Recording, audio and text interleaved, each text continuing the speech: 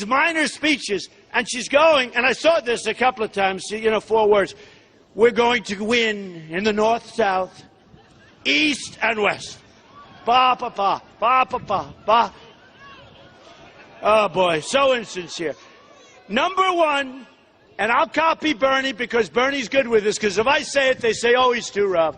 She's not qualified because she has bad judgment. Now, who said that? Bernie Sanders said it about Hillary. She's not qualified. So here are 7 points that I marked down, which I think are important. And they talk about Hillary and her incompetence. She's one of the worst secretaries of state in the history of our country. Now she wants to be our president. Look, I'll be honest. She has no natural talent to be president. This is not a president. They talk about me. Actually, a lot of people think I look extremely presidential. You want to know that? But do you really believe that Hillary is presidential? This is not presidential material. Her Libya invasion, the Libya invasion was disgusting. I mean, you know who has the oil? ISIS has the oil from Libya. We went in, we knocked the hell out of Libya. We did all of the things with Gaddafi and all we did great. She ends up with Benghazi. Remember the famous phone call? At 3 o'clock in the morning, she'll answer the call. Guess what? She was sleeping. She was sleeping like a baby. Don't wake me up. Of course, she took the calls from her slimy friends, but she didn't take 500 to 600 calls. They were calling and calling, and she was sleeping, and she did that phony commercial. Remember that? That phony commercial. If the phone rings at 3 o'clock in the morning, well, it did ring a lot of times, and she was sleeping. Maybe it's no energy, low energy, right? She needed her sleep.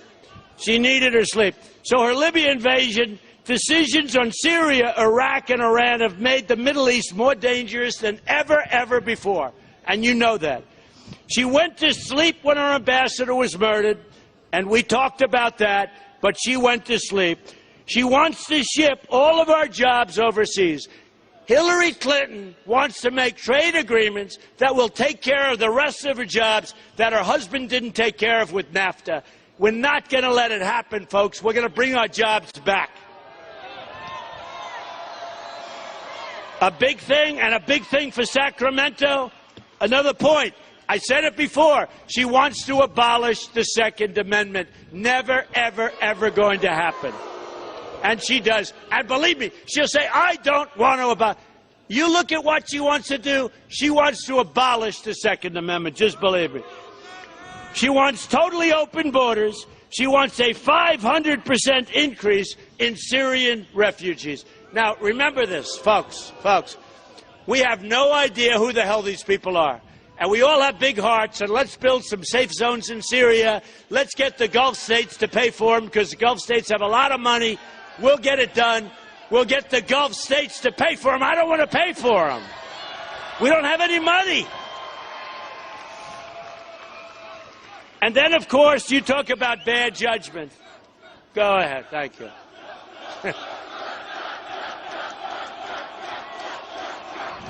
So you talk about bad judgment.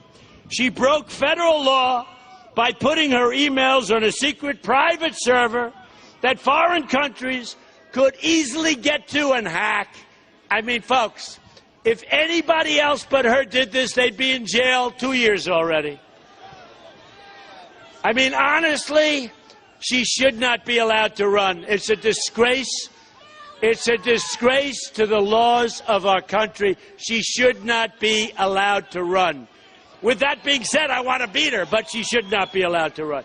So look, we are going to make our country so strong again. We have to. We have no choice. We have to. We're going to bring back our jobs. So important. Our jobs are a disaster. We're going to bring back our jobs, and we're going to bring them back fast. So what happened? You know, I won all those states. And then they said, I won't say who, because you know what? Once you win, you don't have to talk about them. But a couple of guys, one in particular said, Indiana, that's going to be the firewall, Indiana. Well, I had Bobby Knight, so once I had Bobby Knight, it was over, right? Bobby Knight, boy, what a coach. 900 games he won. 900. 3 championships. Last undefeated season. He called me up probably 5 months before I was going to run. Bobby Knight, great coach, great guy, tough guy. Is he too tough? Do you think he's too tough? No. We need toughness. And he said, you know, Mr. Trump, I don't know you, but you're the kind of guy I want to see run for president. This is before I decided to do it. It's a big decision. You know, it's not easy, believe me. It's a big decision. I have to deal with that scum back there that write all the bad stuff. Believe me, they write bad stuff. They write really bad stuff. Not all of them, some are good, but so many of them are such bad people. They're bad human beings, and they're liars, okay? They're liars. But Bobby Knight calls me up before I'm going to run. He said, you should run. I said, Coach, give me a number. If I do, I'm going to call you. And I sort of put it in the bottom of my desk. I had a pile of papers a mile high. And a friend came in, and it goes to, we won New York, we won Pennsylvania, we won Connecticut, we won everything. And then a friend came in, and he said, Donald, if you could ever get Bobby Knight. I said, I think I can. This is like a year later. And I said to him, Bobby Knight called me like a year ago, and he said I should run. Let me see if I can find. I lift up this pile of papers, and there's his number like sitting there. That's better than having an iPhone, right? That's the old-fashioned way. And I said, Coach, how are we doing? It's Donald Trump. He said, I've been waiting for you to call. And that was a week before I went to Indiana. And man, was he good. He was great. And we won in a landslide. But we won New York, we won Pennsylvania, we won Connecticut, we won Rhode Island and Delaware and Maryland. And then we won, they were the last ones. I'll tell you, a special place for me was New Hampshire. Because in New Hampshire, I got to know the people really well. That was my first victory. I wasn't supposed to win New Hampshire. Jeb Bush was supposed to win New Hampshire. But he was supposed, you know, sort of his territory. He was supposed to win. And I got to know the people, and I campaigned, and I made speeches, but I really sat down with people and people of New Hampshire, and I said, what's the problem up here? Because they were, you know, they got some problems. They said, our problem is heroin. I said, heroin? What are you talking about? He said, our problem's heroin. Now, you look at the rivers and the trees and those beautiful roads, and it doesn't seem they have a tremendous heroin problem. You have, and everybody has. And it comes across the border. That's why that wall is going to get built. And that wall is going to be so powerful. It's going to be so powerful. And don't kid yourself. The world, you know, ask Israel. Do walls work? They work. Just ask Israel. Have no choice. Have no choice.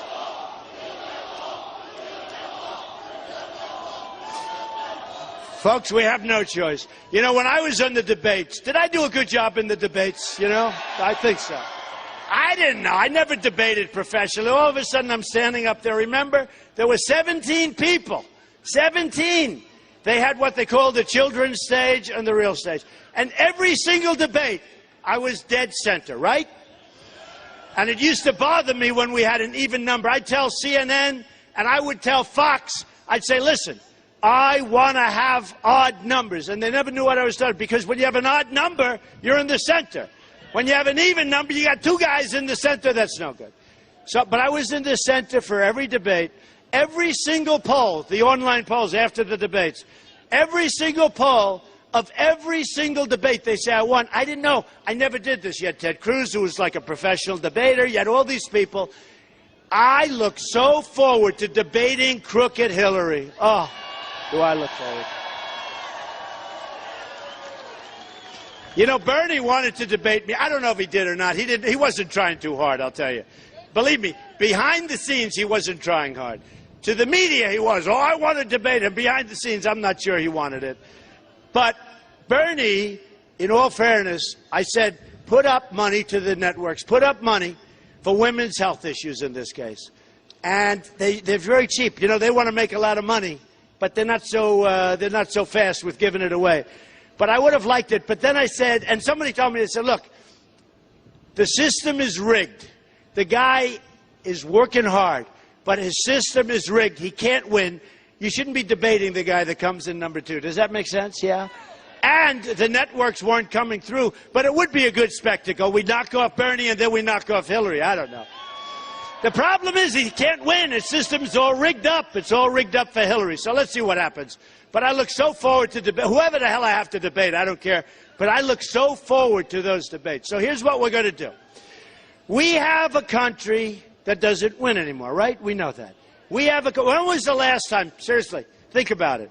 When was the last time we had a victory in this country? We don't have victories anymore. Did you see our GDP?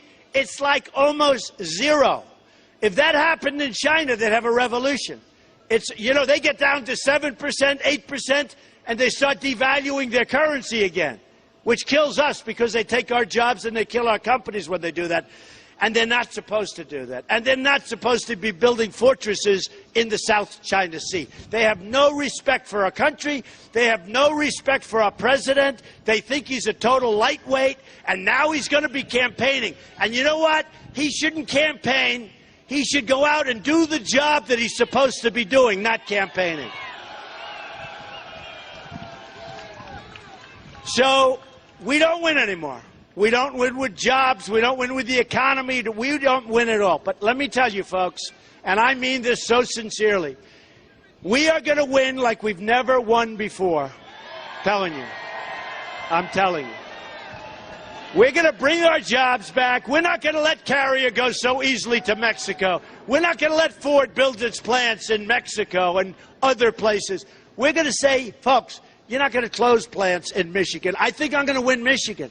You know, Michigan's another one. They're saying that a Democrat will win Michigan, except for a problem. They just looked at a poll. Trump is winning in Michigan because for 2 years I've talking about how Michigan has been abused. That's why I won in Indiana. I won Indiana because for years I've been talking about what is happening with Indiana and certain companies, and then all of a sudden Carrier says they're leaving and they fire all those people. And those people used to attend my speeches like crazy. So here's the story. We don't win anymore, we're going to start winning. We're going to win with our military, we're going to knock the hell out of ISIS. Remember that. We have no choice. We have no choice. We're going to win at our borders. We're going to build the wall. It's going to be a great wall. Someday maybe they'll call it Trump, so I have to make it big and beautiful. I don't want a wall named after me. But we are going to build a great wall. We are going to let our incredible border agents who endorsed me, Sheriff Joe Arpaio endorsed me too, of Arizona. These are the people that know what they're doing. So we are going to build a wall, and we're going to keep the drugs out of here, poisoning our youth, poisoning everybody. We're going to keep them out. And by the way, we're going to have a wall, but people are going to come pouring into our country. But they're going to come in legally. We want them to come in. They're going to come in legally. We're going to have great health care. We're going to repeal and replace Obamacare. We're going to have alternatives that are so much better and so much less. We're going to get rid of Common Core. We're going to have local education. Right? We are going to save our Second Amendment from assault from Hillary Clinton and all of these people that don't know what they're doing. You look at what's going on and you study what they're doing with your Second Amendment. Believe me, we are going to save it. We are going to appoint great Supreme Court justices, one of the most important things. Because, you know, if somebody else gets in, you are maybe never going to see our country be great again. You're going to see such a difference. You're going to see such a difference. And we're going to make trade deals, the likes of which our country has never made. We're going to bring our jobs back. We're going to bring wealth back to our country. We don't have wealth right now. We have poverty. We are like a third world nation. You look at our airports. You look at our roads, our bridges, our tunnels. We're like a third world nation. You go over to the Middle East, you go over to China, you go over to Japan, you look at what they have and compare it to what we have, not going to happen anymore, folks. So here's the story. You elect me president, and remember, June 7th, go out and vote. But most importantly, November, you got to go. But get out there on June 7th. That's our starter. That's our warm-up. We are going to start winning again. We are going to win at every element that we have. We're going to win with our military. We're going to win on trade. We're going to win with health care. We're going to win with education. We're going to win with every single element. We're going to win at the border. We're going to win with the wall. And Mexico will pay for that wall. We're going to win at every single place. And my friends from Sacramento, and I have a lot of them, and there are a lot of them in the audience, I hate to say, but they're going to represent you well. And they're going to come and see me representing you. And they're going to say, Mr. President, we have to talk. What? We're winning too much. We can't take it anymore. The people of Sacramento cannot take all of these victories, Mr. President. We don't want you to win so much. It's not fair to the rest of the world. Don't win, Mr. President. I'm going to say, I'm sorry, folks. We're going to win, win, win. We're going to make our country great again. We're going to make our country great again, greater than ever before.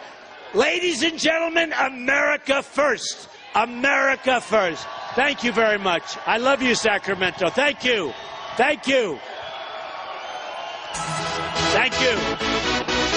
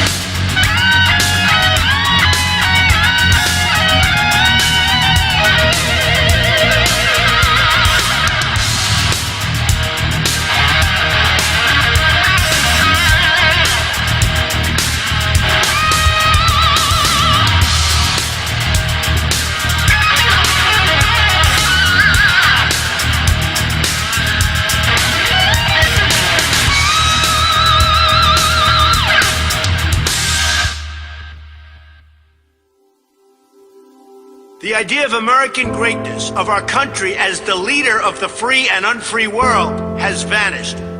I've decided to do something about it. I couldn't stand to see what was happening to our great country. This mess calls for leadership in the worst way.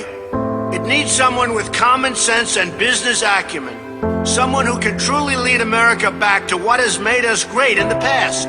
We need someone with a proven track record in business who understands greatness. Someone who can rally us to the standard of excellence we once epitomized.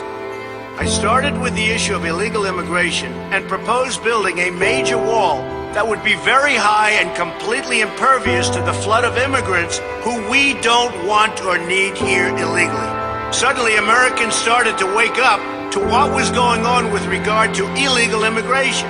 Despite the large number of candidates who were running for the Republican nomination, what I was saying started to really hit home with people.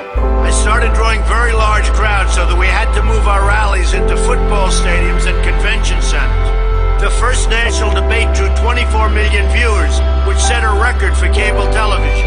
All of a sudden, people who had never cared about the election or never voted before were rushing to our rallies.